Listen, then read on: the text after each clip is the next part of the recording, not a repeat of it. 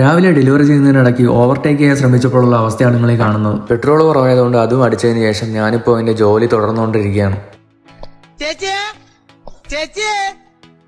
It was at this moment that he knew he fucked up. ചെന്ന് കയറി അതേ സ്പീഡിൽ തന്നെ ഞാൻ തിരിച്ചിറങ്ങി. ധൈര്യം ഉണ്ടെങ്കിൽ ഒന്നുകൂടെ കയറി വാടാന്ന് പട്ടി. ഇന്നത്തെ ജോലി കംപ്ലീറ്റ് ചെയ്ത് ഞാനിപ്പോൾ ഓഫീസിലോട്ട് പോയിക്കൊണ്ടിരിക്കുകയാണ്. പിന്നെ കയ്യിലുള്ള സ്വർണ്ണങ്ങളെല്ലാം കടലിൽ കൊണ്ട് കളഞ്ഞ റോക്കി ഇപ്പോൾ പൈസയൊന്നും ഇല്ലാതെ എൻ്റെ കൂടെ ആമസോണിലാണ് ജോലി ചെയ്യണത്.